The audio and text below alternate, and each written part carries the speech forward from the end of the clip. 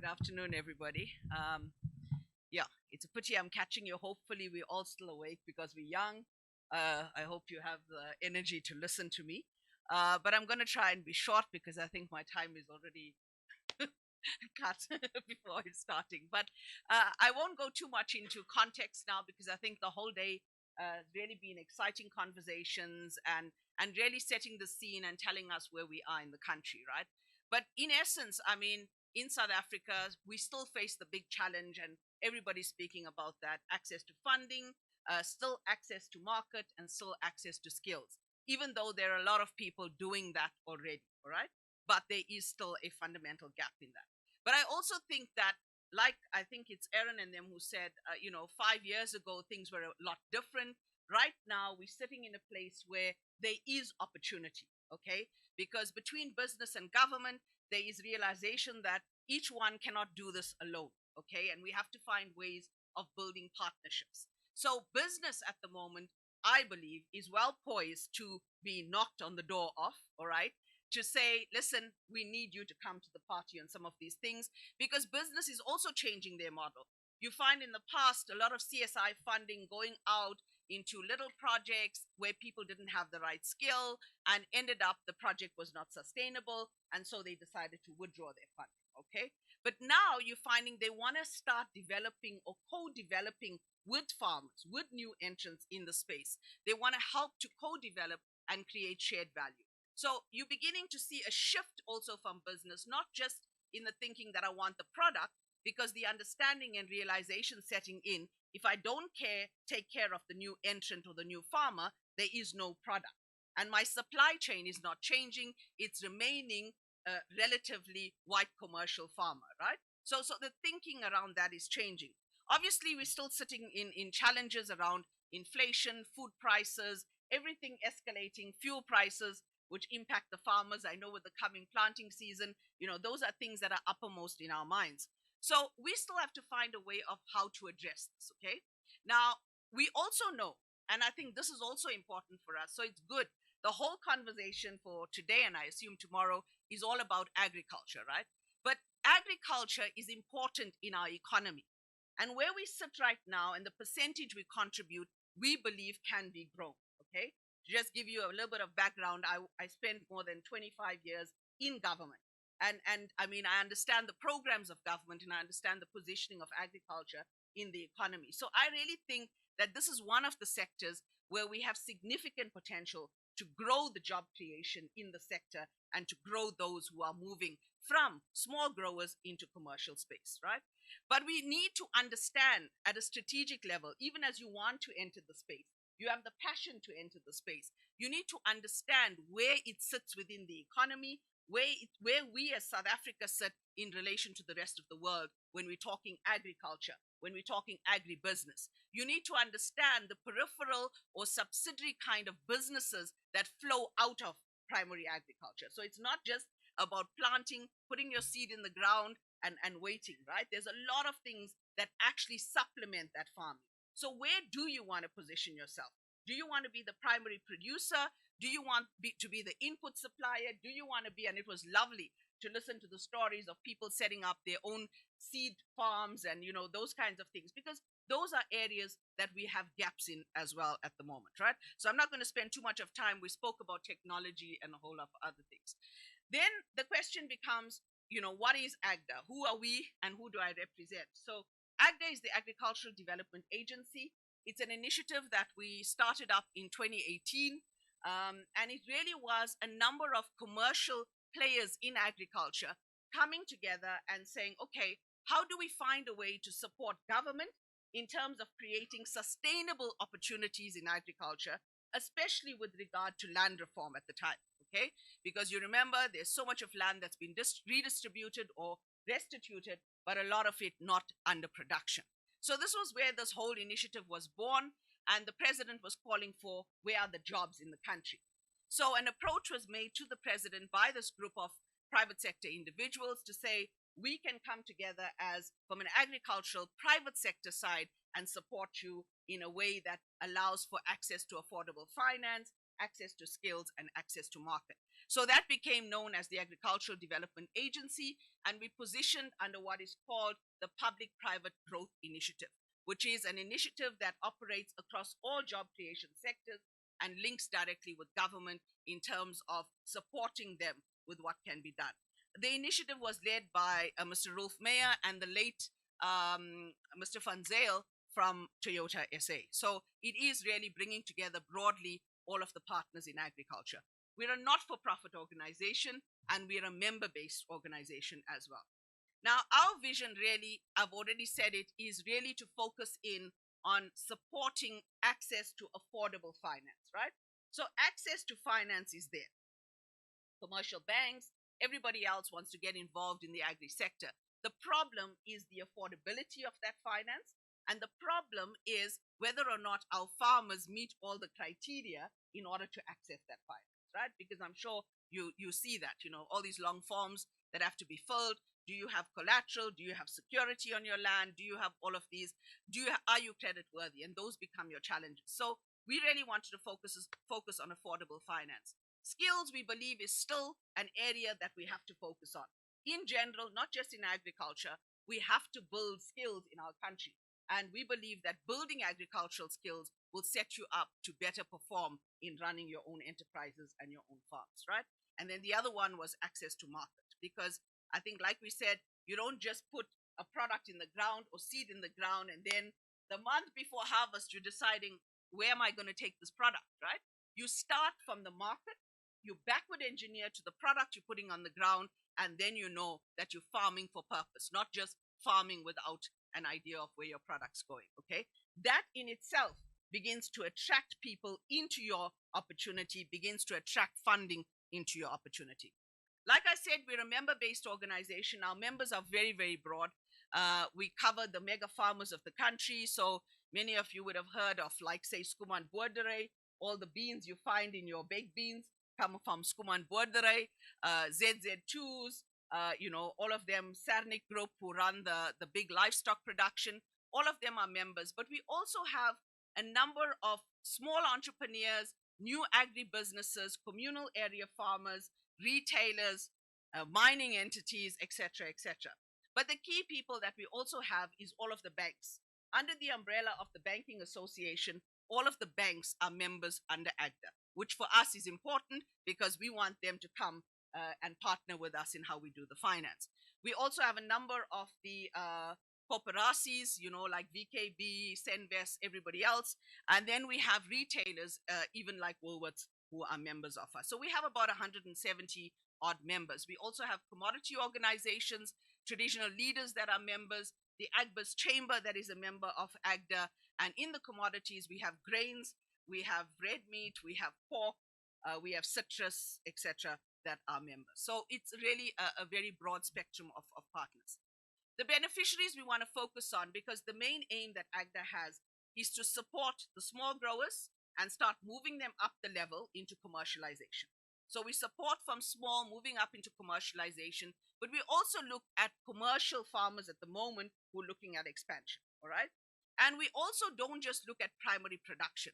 We look across the agricultural value chain. So I won't spend too much of time on that because I want to move to some of the other areas. But these are all the constraints, right? We've already spoken about them today. I'm not going to go into them, but these are the challenges you are facing. So the question we've been asked ever since we were established, obviously we were hit by COVID, so our capital raise was a bit slower than we wanted it to be, but that's fine. We are now back on track. But we felt that in the country at the moment, private sector is doing certain things, government is doing certain things. We needed to find a way to integrate the two. And AGDA is really playing that role of being an integrator. We are not a competitor, not to the private sector partners and not to government, and that is not our intention.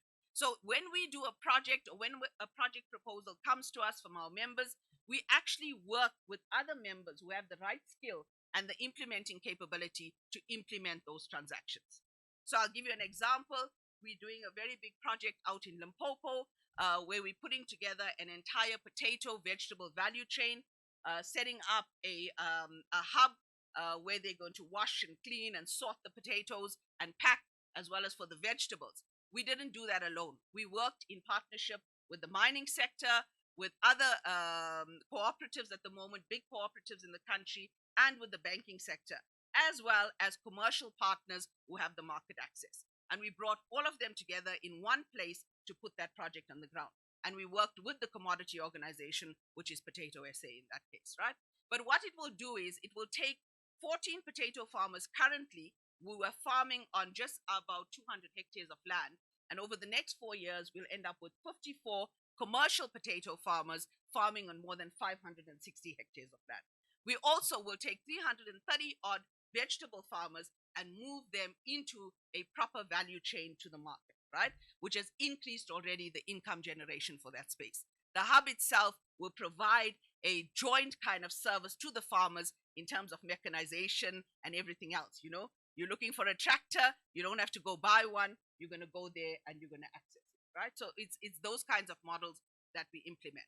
So we work across the value chain, and partnership is the key for our model. Now, I already spoke to our convening capability, but really what we want to do is increase through partnership sustainability in the transactions. So because we have big commercial farmers with us, we match them with new entrants coming into the system. And we use those big commercial farmers or the market access that we have as the anchor for this particular projects or opportunities that we look at. So if we're working in an area and we know there's a global gap pack house that is in that space, that global gap pack house becomes our aggregation point, and the point in which we're going to link several farmers from the area into that system. So what it does is it brings mentorship, it brings other people into that whole process that we are working with. Okay. Luckily, I'll stage 7. Okay, but luckily, I think I'm still okay. Okay, so as far as the funding goes, right, what we realized is a lot of people are funding agriculture, especially from private sector entities as far as their CSI, ESG, etc., right? But we're creating for them a platform for consolidation of that funding so we can better leverage it, right? If I get 500,000 Rand from a private company, and if I get 10 million Rand or 20 million Rand from 20 different companies, it's a huge difference because I can leverage that 20 million Rand 5 different times to be able to do 100 million Rand worth of transactions. So that's the conversation we are having. And I think Omri and them from Agri Enterprises were speaking on the same kind of thing that we are both looking at and that we are working on some of these together as well, right? So how do we do that? So that we bring together a whole cohort of money that's available and you don't have to knock on 5 different doors to access it, right? Then we are also, as part of, we're an NPO, but we have an investment arm into which our funding flows so that we are able to attract South African money as well as international funding into that fund. So it's a fund that creates almost a blended structure so that when it is on lent to a farmer, it is at a much more affordable kind of model. So this is just talking about everything I've said now for us to all stop working in a silo mentality and begin to work together, co-creating for sustainability, right? And that's what we work on. This, I just want to touch on a little bit. The one thing we've learned, and I think all of us who've been in agriculture for a long time, is that we don't want to go and look at one project in Amatole and then another project in Bloberg, in Limpopo. We want to look at an area-based approach. So when we received proposals, and we've received like proposals when we made our call, our pipeline sits at about 3.4 billion Rand at the moment, right? We're actively working on 1.6 billion of that 3.4 billion pipeline. There are a lot of them commercial transactions, okay? But when they come to us, we also then go and scan and scope the entire area so that we understand within a 100-kilometer radius of this, what is happening. If we help this particular project in terms of expansion on deciduous fruit, what does it do for the rest of the area? Is there a pack house? Is there additional farmers that can be brought in this model so that instead of taking out 10 tons of something, we're able to take off 50 tons and create additional jobs in the space? So we really want to look at an integrated area-based approach.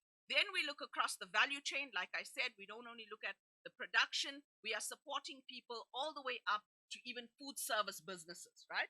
Because you need to understand, food service at the moment has a lot of money flowing into it, okay? Let's say your ShopRites and your Woolworths and everybody else. Woolworths has his own packing lines, but ShopRites and Pick and Pays and others, they also take off food that's pre-packed from producers themselves, right? So the food service business needs product for that food to be prepared and sent through. So we support them as entrepreneurs, we support processing, and we support people on the ground who actually produce the items, right? Then we look at partnerships, like I spoke about, public-private partnerships and community organizations. So I think someone spoke earlier that when you start a project, you don't just go into the area and assume you know what people want. You need to go into the area, you need to scope, you need to understand what farming activities are happening. How many poultry farmers are there here? How many livestock farmers are there here? How many vegetable farmers? What is the key opportunity? Because sometimes you have to convince people to actually say, listen, what you've been doing for years, that's not going to get you anywhere. All right. Because sometimes people just went in because I love to do this. But I love without a market is not going to help you. Okay.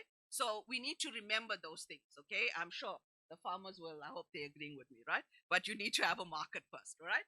So, and then the other part that we work on is leveraging capital, I spoke about, for increased impact. But I think for me, the important thing is we need in our country to start moving towards an orchestrated, programmatic approach for agriculture. Or else we are not going to be able to move those margins. We need to open new markets for our farmers, right? You already have big commercial farmers in grains, in livestock, in everything else. So they're not going to always want to give up a portion of their market, right? But the world actually requires a lot more product than we can actually give them at the moment. China, the EU, and everywhere else. So we need to work and say to government, and that's where AGDA with PPGI works on saying, let's open up new markets, whether it's South Korea, whether it's the Middle East, who are looking for a lot of halal products, for example, whether it's some other country. How do we get in there and return that back into production by small farmers and new farmers in our country? So that's the idea that we work with, all right? I'm not going to go into this, but this is what I spoke to you about, of co-creating with the people, with the community, with the commercial farmer, right? But the principles that we all need to remember is that even when we're talking to developing new farmers, it's not about just engaging and moving on. You engage, you empower people with the right skill, the knowledge, etc. But you also have to walk a journey if you want people to stay sustainable. And I think, Erin, with Farm Sol, that's what you're doing. You're not just starting a farmer and moving on. You started someone at 50 hectares, they're now at 1,000 hectares, right? So there's a journey that has to be walked, and that's what AGDA does as well. This is our fund, all right? It's about blended finance, partnerships to assist in de-risking the transactions. That's what we do. Syndicated lending, where we bring different banks and financing entities together, because this is a very difficult area. Banks don't want to, by the way, lend in the same project, all right? So an ABSA and a Standard don't necessarily want to be on the same project, but sometimes project values are 150 million. You need to bring more than one partner in, right? And then consolidated private sector spend is what I spoke about. All of this on the side, bridging the gap, de-risking, etc. I want to get to this one. This is a besides the commercial transactions we work on, we realize that skills is critical, and we realize we also have to deal with the issue of household food security and the very small grower, especially during the time of COVID, when we find problems in our township areas, right? So we started a program in urban agriculture, which has now gone back into rural as well. So we in 4 different areas in the country. We've partnered with ABSA as well as DBSA more recently, and we're working over the next 4 years to develop a number of households in production, but out of them we then train what we call business unit leaders in NQF level standards, all right, so that they move to the next level of entrepreneurship. And we have a couple who are here with us today, and Tabi Singh, Rudzani, Charles, Halima, and Obi Singh, right? So they are doing well. They started only in their small household garden, but they've expanded, and they're now producing on much larger lands. And now we are going to be aggregating their product into the local supermarkets and the local stores. So we've created a economy for them basically in their particular space, and they are earning an income. But they're also very excited. You'll see them everywhere with the AGDA badges. So over the last 18 months, we've done 1,142 such farmers, and 880 of them are still producing. which is a good thing, because often once you train someone and you leave them, they're not producing, right? So we stay and we mentor them. And I can see Duncan already standing up, so I'm going to just skip to the end. Grow to market. This is how we do it, right? Capacitate, produce, aggregate, and supply to the market. But I think just to conclude then, going forward, what we're looking at is investment into agriculture. Consolidated approach to funding from CSI, ESD, etc., food production, processing, and food tech sectors. Programmatic investment approach. Innovation is critical, and I think in the morning a lot of people spoke about that. Impact of what we want to do. Now, here we need to understand also, right, as we do what we do, take consideration of the environment as well.